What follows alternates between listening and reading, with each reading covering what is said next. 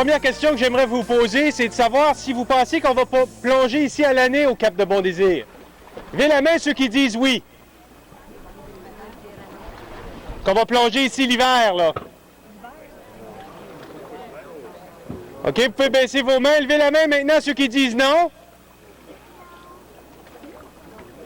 OK, et levez la main ceux qui m'écoutent présentement, juste pour vérifier, voir, parce qu'il y en a des gens qui n'ont pas répondu. OK, si la réponse est la majorité qui a gagné, c'est non, on ne plongera pas ici l'hiver. Savez-vous pourquoi maintenant? Parce qu'il fait trop froid? Parce qu'il y a de la glace? Êtes-vous convaincu de cela?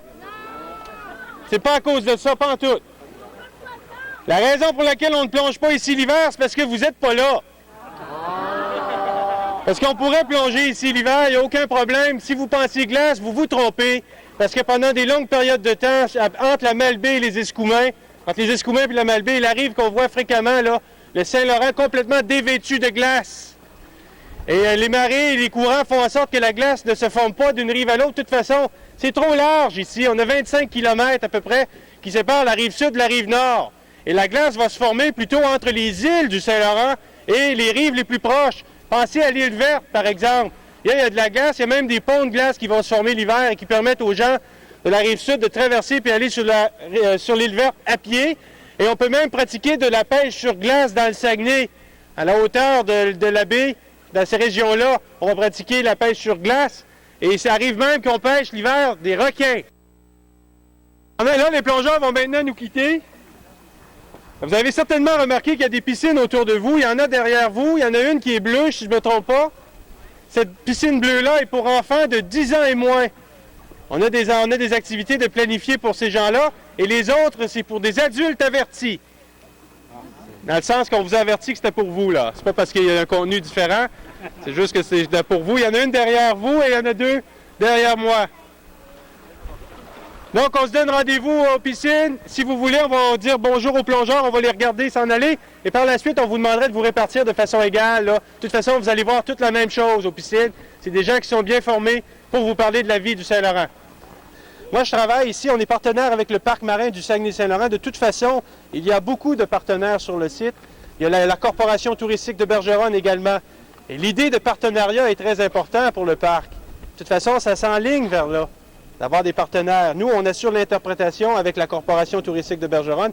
Et lorsqu'on a su qu'on avait l'occasion de donner des piscines de ce genre-là, on était très contents. On s'est dit, on va vous garder 24 heures ici à vous parler de la faune qu'on retrouve sous les eaux du Saint-Laurent. Là, les gens de parc nous ont dit, hey, faites attention, ces gens-là sont ici en vacances. On ne peut pas les garder 24 heures. Essayez de vous limiter à 1 heure. Et c'est ça que je vais faire avec vous. Je vais me limiter en abordant seulement certains sujets. Le sujet sur lequel je vais me concentrer, c'est l'alimentation. Parce que je vous ai mentionné tout à l'heure que les baleines venaient ici pour s'alimenter. Ça, vous le saviez?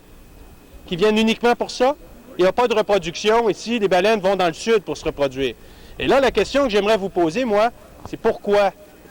Pourquoi les baleines vont-elles dans le sud pour se reproduire s'ils peuvent vivre ici 120 jours confortablement? Prennent leurs vacances. C'est des longues migrations. Pensez à la baleine à bosse qui vient ici, quitte et se rend jusqu'à dans le banc d'argent en République dominicaine. Vous voyez que c'est un immense... Pourquoi la chaleur? Pour se reproduire, vous voulez dire que l'eau est plus chaude là-bas et il y aura un avantage quelconque dans la reproduction? De quelle manière? C'est ça, vous voulez parler au niveau de la copulation, un organe dans l'eau froide n'est pas le même qu'un organe dans l'eau chaude? Ça ne marche pas de même chez les baleines. Non, la longueur reste la même dans l'eau chaude comme dans l'eau froide. Là, faites-vous-en pas pour ça. Les baleines, il n'y a aucun problème. La composition du fond marin qui est plus propice pour la reproduction, là? Je vous dirais que non, puis en plus, je vais vous dire davantage. Dans le sud, il n'y a pas assez de nourriture pour les baleines. Les baleines vont jeûner pratiquement là, pendant 8 mois de temps. Donc, il doit avoir quelque chose d'autre. Je viens de manger quelque chose qui n'était pas dans la... Ils ne mangeront pas. Ici, ils mangent. 120 jours de temps, ils mangent. Quittent. Les femelles sont plus belles là-bas. Les femelles viennent ici également, puis ils quittent. C'est pour les jeunes. Les jeunes. Les jeunes viennent au monde, là, ils n'ont pas l'épaisse couche de graisse qui les isole du froid du Saint-Laurent. Donc, s'ils venaient au monde ici, vous aviez raison. Le stress serait trop important pour le jeune. Il ne pourra pas croître de façon optimale. Donc, le compromis étant, c'est on va aller dans le sud, l'eau est plus chaude, les jeunes n'ont pas besoin de se soucier de la température de l'eau pour croître. Donc, tout le gras qui est pris à partir du lait de la mère va être utilisé pour bâtir l'animal, pour bâtir sa couche de graisse et également pour grandir. Parce que n'oubliez pas que le jeune doit se préparer pour faire le très long voyage l'année suivante avec sa mère là, pour venir ici l'été qui va suivre. Donc, vous voyez le compromis. Ici, on prend des photos, les baleines qui arrivent dans le Saint-Laurent au printemps. Lorsque vous avez remarqué, les baleines vont arquer le dos pour sonder. Et on prend des photos, puis on est capable de voir les bosses des vertèbres. Et ça nous montre à quel point, lorsqu'elles sont maigres, les baleines, lorsqu'elles arrivent ici. Puis lorsqu'elles vont nous quitter, elles font les mêmes comportements, elles arquent le dos, puis là, on ne voit pas les bosses. Ça nous montre combien de gras ces animaux-là ont pris. Je n'ai pas d'idée de la mesure, de la quantité de gras, de graisse que la baleine est capable d'emmagasiner. Mais pour vous donner une idée, une baleine franche, celle qu'on appelle en anglais right whale, parce qu'on disait que c'était la bonne baleine à chasser, elle était tellement grasse que même morte, elle flottait. Vous savez, les rorquals qu'on a ici, eux autres, c'est des baleines rapides. Puis si on les tuait, bien, il y avait la fâcheuse manie de caler. Donc, c'était une perte assurément là, pour les chasseurs de baleines. Donc, c'est pour ça qu'on l'a appelé right whale, parce qu'on disait que c'était la bonne baleine à chasser, parce qu'elle flottait. Donc, la baleine franche, son épaisseur de graisse, 85 cm. Donc, vous voyez que c'est épais. Puis en plus, le gras vient combler toutes les irrégularités du corps. Et c'est pour ça qu'on ne voit pas vraiment le cou de la baleine, comme on voit, nous, chez les êtres humains ou chez les animaux terrestres. Tous les appendices sont maintenant rendus à l'intérieur, un petit peu comme le principe des oiseaux. Les oiseaux sont aérodynamiques, les baleines veulent être hydrodynamiques. Bon, le premier organisme que je vais vous présenter, je le retrouve sur une roche ici. Oups.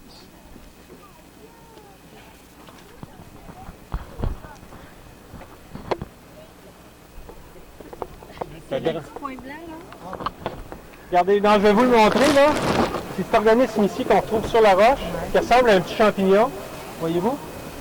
Il y a du mucus, là, qui recouvre l'animal. Ça, c'est l'animal. Ça, c'est une roche.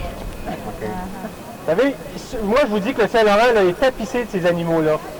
Et le plongeur a de la difficulté à vous rapporter des grosses roches. On les retrouve sur des immenses pierres. Donc, lui, il a le problème d'aller chercher des petites roches pour vous les montrer. Donc, c'est pour ça qu'il y en a des plus grosses que ça. Et là, on va se limiter à cette taille-là pour l'exposer. Il y en a même une autre ici, là, des plus petits qui sont en train de croître. On les appelle des anémones. Des anémones plumeuses. On voit un petit peu ici le début des tentacules qui ont été renfermés, qui ont été rétractés à l'intérieur de l'animal, parce qu'il ne faut pas oublier que c'est un animal qui est stressé. Les plongeurs sont allés le chercher à 10 mètres de profondeur, puis ils ont ramené vers la surface. Donc le problème de pression que le plongeur vous parlait, que lui, il subit, l'anémone va le subir également. Donc moi, je ne vous en cache pas, ces animaux-là sont stressés. Mais c'est un compromis qu'on fait et on va faire en sorte de garder les conditions les plus similaires au Saint-Laurent. Et c'est pour ça que j'ai des petits contenants de crème glacée. Vous vous demandez tout à l'heure peut-être pourquoi j'avais ça. Parce qu'il y a de la glace. Et moi, j'essaie de garder l'eau à la même température du 4 degrés à laquelle ces animaux-là ont été récoltés. Donc l'anémone, lui, vit sur la roche. Cet animal-là vit sur la roche, mais il peut se déplacer à des vitesses, tenez-vous bien, de 8 cm par heure. Donc, j'ai essayé de faire une émission d'1 heure là-dessus, que ça ne va pas pogner non plus. Il s'agit de voir combien de temps lui va durer. Hein? Donc, l'anémone se déplace, mais pas beaucoup. Puis ça, on le voit à l'aquarium en haut, on en a. Puis on quitte le soir, puis on revient, puis il arrive des fois qu'on voit les anémones qui ont été changées de place. À moins qu'un crabe s'amuse à aller changer de place, moi, je vous dirais que c'est l'anémone qui s'est déplacé. Donc l'anémone vit sur la roche et c'est un excellent chasseur. C'est un des meilleurs chasseurs qu'on va retrouver dans l'eau. Vous me dites comment fait-il pour aller chasser? Mais c'est grâce à ses tentacules qu'on ne voit pas là. Mais si on allait sous l'eau ensemble, présentement, vous verriez cela, là, je vais vous le montrer. C'est ça que vous verriez.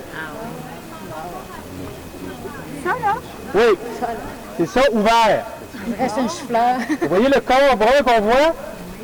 Puis là, on voit les genres de chou-fleur, ce sont les tentacules dont je vous parlais tout à l'heure. Et au centre des tentacules, on voit la bouche. C'est pas la bouche de Madonna, Wow! mais c'est la bouche de l'anémone. Et c'est intéressant, ça sert de bouche et ça sert aussi d'anus, parce que c'est là que la nourriture rentre et c'est là que la nourriture va sortir également. Parce que l'animal, c'est comme un sac. Le fond du sac repose sur la roche collé. Et tout ce qui rentre dans le sac est digéré, mais il y a une partie qui n'est pas assimilée par l'animal et va être éliminée parce que l'animal va être capable de se déployer. Le courant d'eau va venir laver le tout.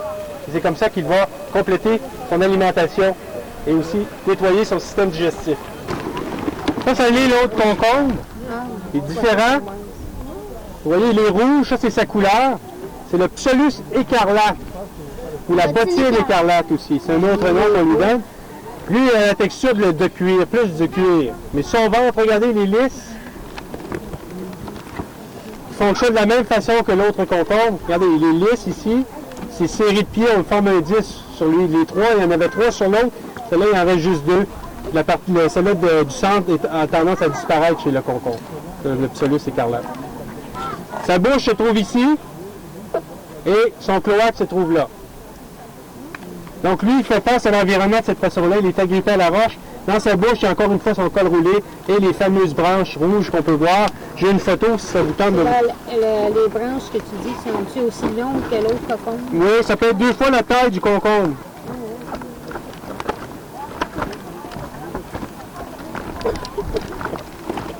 C'est drôle quand on fouille là-dedans, puis on a toujours l'impression que ça prend super du temps.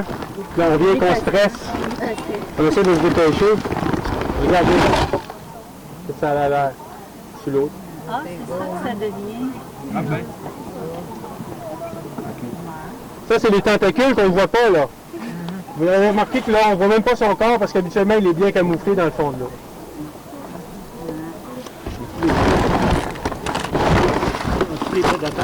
Le Psolus? Oui, on a un prédateur, c'est lui ici. Oh, l'étoile de mer. Le soleil de mer Soleil, coupe ouais. est un mangeur de Psolus. Mais comme encore une fois, je vous dirais que la prédation se fait surtout sur les jeunes. Lorsqu'on est des petits Psolus, lorsqu'on est un petit concombre, c'est là qu'on risque de se faire manger. Lorsqu'on est rendu gros comme ça, là, peu de chance. Pas par les humains. Il y a une bonne équipe. Non, mais lui, on ne mange pas le rouge parce qu'il est toxique. On croit que sa couleur rouge est justement là pour indiquer sa toxicité. Un petit peu comme à la manière du monarque. Vous savez, le fameux papillon coloré. Lui, il indique aux oiseaux qu'il ne goûte pas bon. C'est pour ça qu'il est coloré de cette façon-là. Puis il est tellement pas bon qu'il y a même d'autres papillons, comme le vice-roi, qui a copié la couleur du monarque pour se protéger. Mais lui, il goûte bon. Donc on croit que c'est peut-être une manière de se défendre, ou aussi une manière de se camoufler, parce que le rouge, c'est une des premières couleurs à disparaître dans l'eau. Ça veut dire que ça nous prend une partie de la lumière rouge pour voir le rouge. Et étant donné que le rouge est absorbé près de la surface, si on est rouge et il n'y a pas de rouge, on vient très très foncé, on ne nous voit pas. L'étoile de mer ici. Oh, le soleil.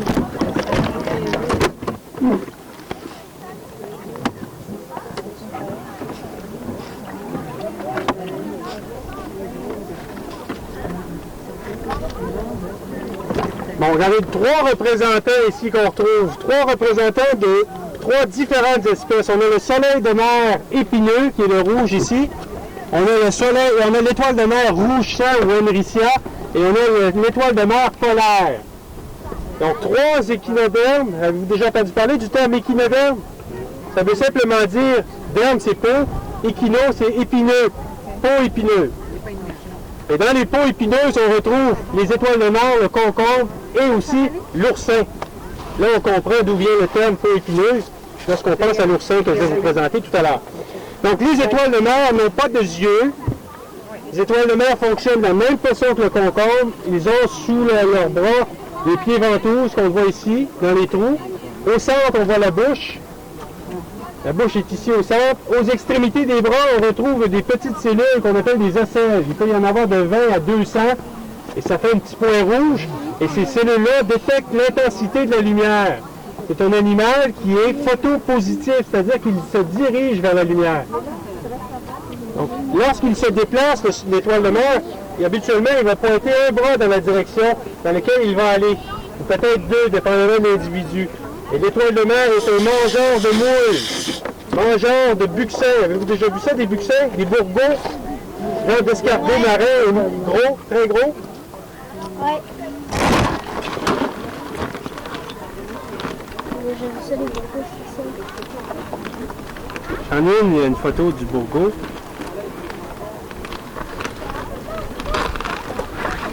Ici. Vous avez parlé de la crevette qui est juste ici? Ah, on l'a vu. Voyez-vous? Ça serait les... Ça, on a ça dans les provigots un peu partout. C'est les pieds marinés qu'on va avoir dans le vinaigre, là. Donc, le bourgo est une nourriture pour l'étoile de mer, puis aussi, il aime les moules.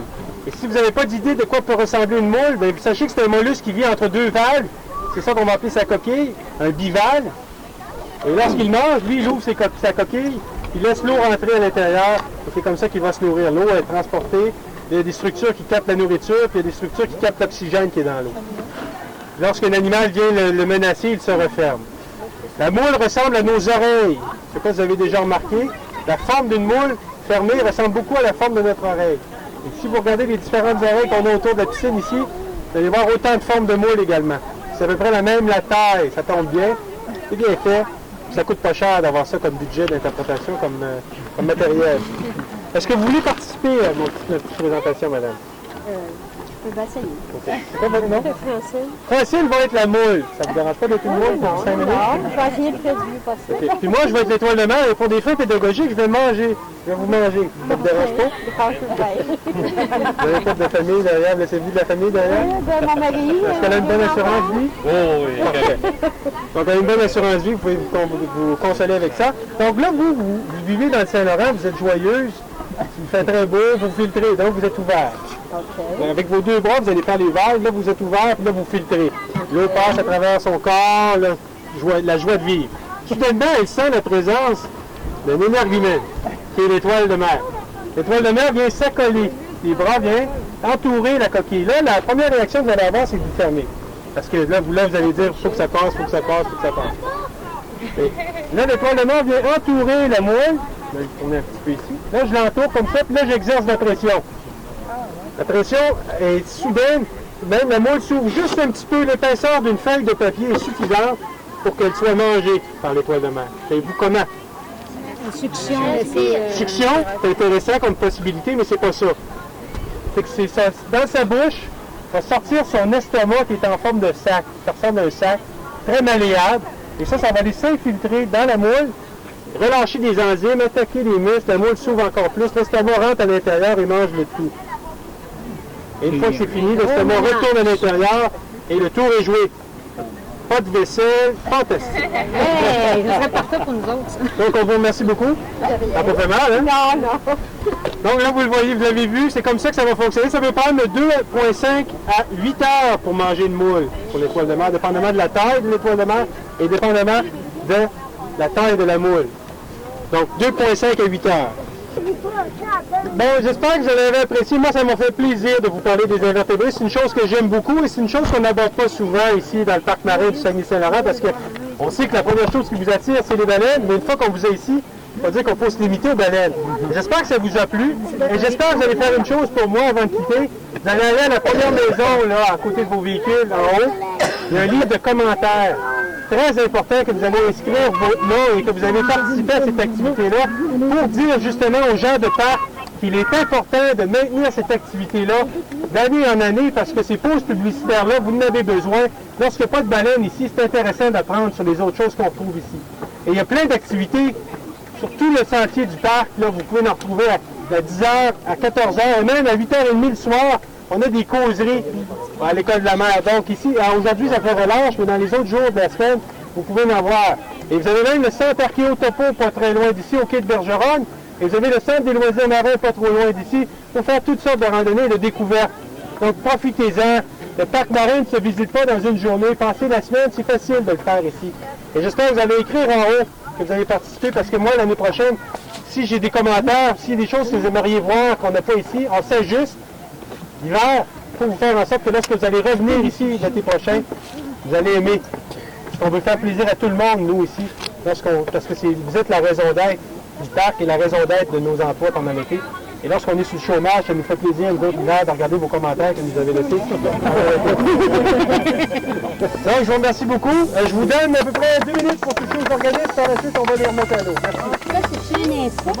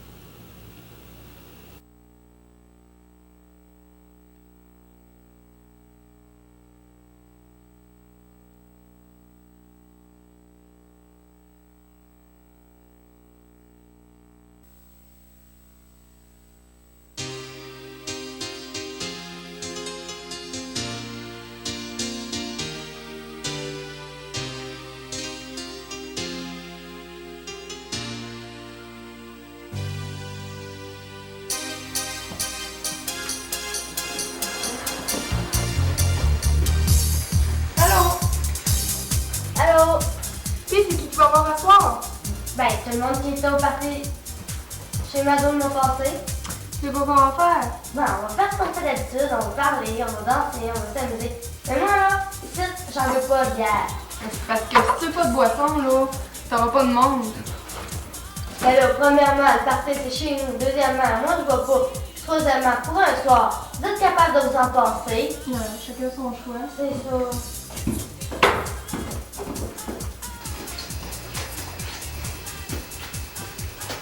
Salut! Salut! Hey, c'est qui? Ah, c'est ma blonde Juliette.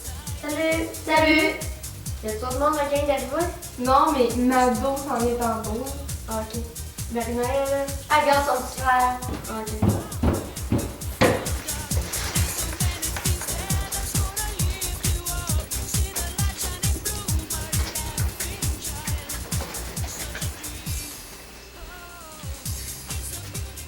Salut! Qu'elle a la blonde à soir, elle veut même pas me parler. Parle-moi pas d'elle. Elle se pense tellement supérieure que ses grands airs. Hey, toi là, c'est quoi ton problème? Là, à ce moment-là, je suis pas à tes ordres. Ouais, je parlerai pas. Un plan pour que je gaspille ma salive pour rien. C'est ça. Crache-toi un petit peu. Wow, les filles! On n'est pas de la corde de Jerry Springer, et ça, c'est un party!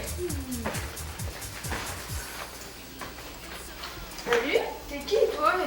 Salut, je m'appelle Juliette, je suis la blonde de Jérôme. Ah. Coudonc, toi! T'as-tu pris quelque chose à soir? T'as bien qu'à fumer. Elle va absolument brûler les quelques cellules qui restent. Qui t'en voulais? J'ai pas besoin de vous autres me faire du fun. Nous autres non plus. Non, elle devrait changer, hein. Ouais, je l'avais bien mis avant. Ah, viens, Juliette, nous autres, on a quelque chose de mieux à faire. Alex, tu te souviens de danser pour qu'on se mette un petit peu plus dans le party? Ben, je peux-tu me prendre une bière? Mais encore plus dans le party. Ben, t'en as même pas de toute façon. Ben là, je voulais pas te le dire, mais je m'en ai mis dans mon sac. Tu sais, Pat, un party pas de bière, là, c'est pas un party pis c'est plat. Bon, ok, je vais faire une exception pour une fois. Merci.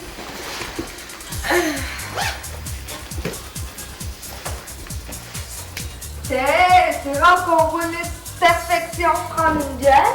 La petite fille et ma mère a décidé de s'amuser. T'es rendu compte que plus souvent je dis qu'à jeune. Un joint? J'ai dit à jeune. Tu vas me faire l'école. T'es malade, toi. Je sais pas de quoi, toi, tu prends des affaires de main. Pauvre Mado. Peux-tu venir danser, Alex? Oui, attends. Ben là, dis-moi pas que t'as peur de te casser un ongle. Mais non, mais regarde celui-là. C'est la première fois qu'il est aussi long que ça. Juliette, veux-tu une bière? Ben, c'est que... Ah ouais, ça fait pas de tort à personne. Ouais, c'est vrai, sauf pas à soir. Ok, tu sais, les nouvelles expériences. Tu sais, Juliette, il y a d'autres premières fois aussi. Franchement, Jérôme, j'espère que tu veux pas assurer pour... Ben non, franchement, tu me connais bien mieux que ça, là. Ben là, je veux pas être sexiste, là, mais les gars, ça pense juste à ça.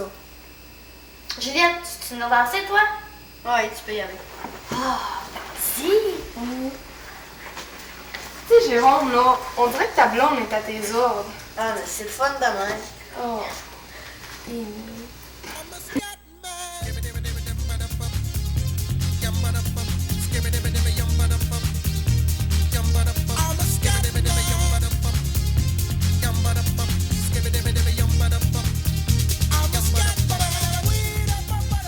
Hey, Alex, tu veux un ping-pong? Toi, jouer au ping-pong? Oui ou non? À moins que t'aies trop peur de perdre, on va te pas voir la balle? Non. Ah oui, on va y aller.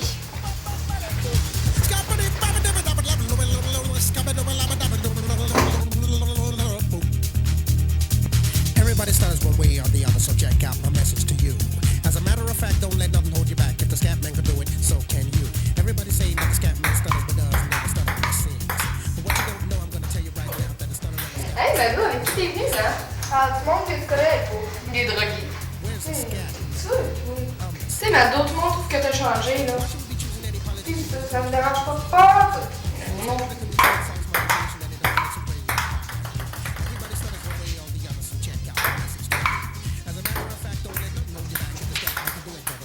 Hey! Mado qui joue au ping-pong. On peut pas être mauvaise dans tout, hein? On vient de trouver une qualité. Y a quelqu'un qui va prendre la place? Je vais aller me chercher l'autre bière. Moi.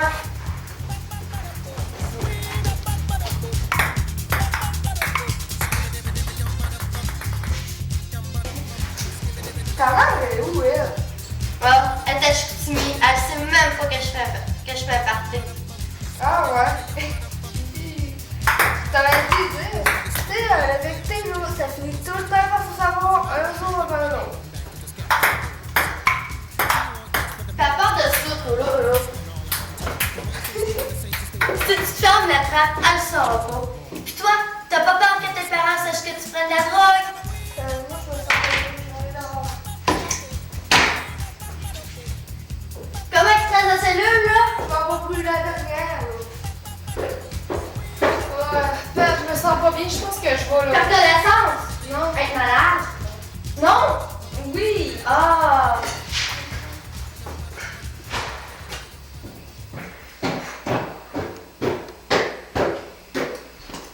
Hé, c'est qui se passe?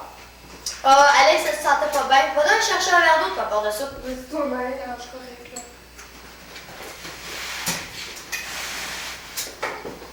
Tiens, la Juliette Pironéo. Ça parlait d'aller, Alexandra?